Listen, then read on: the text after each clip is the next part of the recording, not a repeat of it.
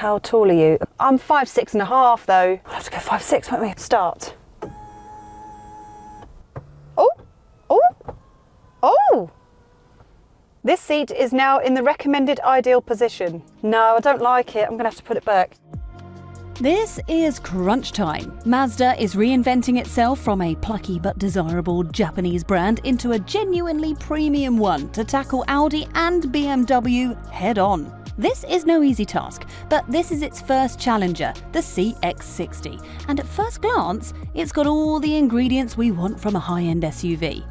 But we've seen this all before, haven't we? Brands trying to take on BMW and Audi at their own game and then failing. I mean, the thing is just making a really good car isn't quite enough, is it? When it comes to premium brands, you need to win people's hearts, make something desirable, which actually makes the job a lot more difficult. Enter Mazda. Now look, we actually think they've done a decent job here with their new CX-60, and I mean, it's a lovely looking thing. I mean, it's not getting me hot under the collar, but it's not a bad looking thing, is it? Look at it. I mean, they haven't shoved on a massive grille and fins and creases, etc. to try and make it a bit more exciting. Cough, cough, BMW. But it's quite a nice looking thing. Yeah. And it gets better. Right, believe it or not, the CX-60 that we have here is the most powerful Mazda in history. Yeah, that's right. You can forget your RX-7s and your MPS models. This thing has 323 brake horsepower.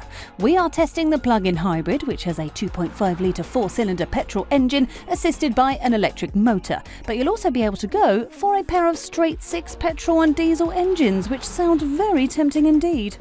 Do you know what? As it is, this is a pretty punchy SUV. I mean, obviously, SUVs aren't designed to be like mega sporty or anything, but no, I mean, it goes. It feels like torquey enough at low speeds, and it's got a decent amount of punch to it. It'll do 0 to 62 in 5.8 seconds. That's not bad.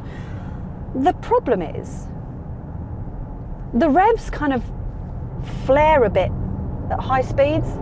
Here we go. So I feel like if you just relax and take it nice and easy and just go to a nice gentle cruise, then this car is much happier. So there we go. Find your optimum driving position. I like to put my hand here because this is nice. Have a little lean on there. Lovely. Here we go. This isn't bad at all, actually. This is very nice and relaxing. There we go. We're happy now. There are a couple of snags with this car.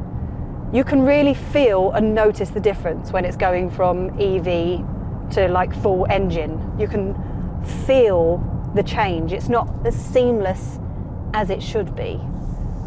And also, when it's in EV mode, you can do like 39 miles, by the way, on pure electric range. But when it is in EV mode, it's not as silent as I want it to be, which is quite weird. Like, it's in EV mode now. That's not as quiet as it should be. Well, there we go. But we do have an 8-speed automatic gearbox. That's reasonably smooth. So once the engine does kick in and it goes, then it's not too bad. It just, yeah, it's not quite perfect, is it? EV mode. How many miles per gallon are we getting? 41. That's not bad. But what about the dynamics? If this car is going to beat the BMW X3, it really needs to drive well. And suddenly jumping in and competing with one of the most sorted SUVs out there is no easy task.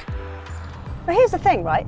Mazda have been very good at this for a while, haven't they? I mean, you look at the MX-5, it is just pure class.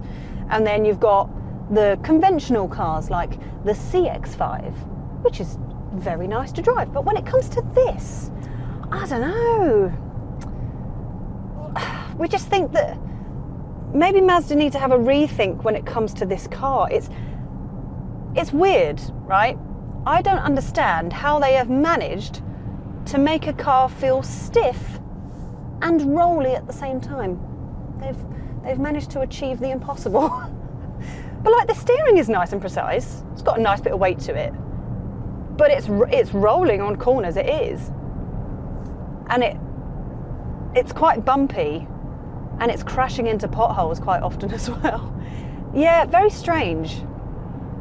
I mean, look, don't get us wrong, okay? It is absolutely on par with the Volvo XC60, if not maybe a little bit more.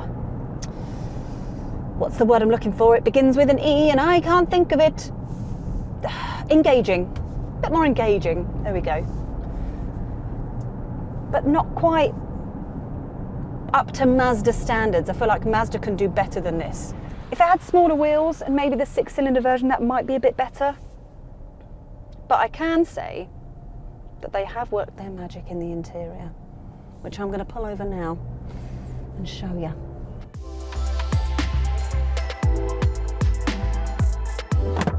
Now, it's very refreshing in here, isn't it? It's not like they've just like thrown loads of leather at it and put like loads of metal detailing. No, we've got wood veneer and fabric. Oh, that's nice. Nice fabric, yeah. Very strong build quality, very BMW rivaling, shall we say. We've got physical climate controls. Actually, have we got... There's no gloss black. Yes! Very nice, Mazda. Again, physical climate controls, we love those. We love a button, we love a flappy, big fan of those. And then you've got the click wheel down here. Now this controls this 12.3-inch screen. Can we talk about this for a second? Because technically everything is controlled by this click wheel, which should make everything, you know, a bit less distracting and a bit easier. But it gets a bit frustrating when you're using Apple CarPlay or Android Auto, because you kind of have to go through all of the menu of things before you can actually officially click on them. But also, this is still a touch screen. So this works, but only when you're at a standstill, which just gets a bit irritating. Sometimes I just want to tap on maps. It will just make life that little bit easier. But there we go. Right, as standard, you have heated seats, which also, I just want to mention, get extremely hot after a while, because I had it on for a little while earlier and then I thought my bum was on fire. So they get really, really hot. You also get ventilated seats, heated steering wheel, reversing camera, LED lights, a Bose stereo, which sounds really good when you're having a sing-song. Oh, you've got heated seats in the back as well. Loads of space back there. 570-litre boot. I mean, it's good. It's just not perfect. Oh, Mazda. So, the CX-60 just about hangs with the established premium rivals, but the knockout punch is the price.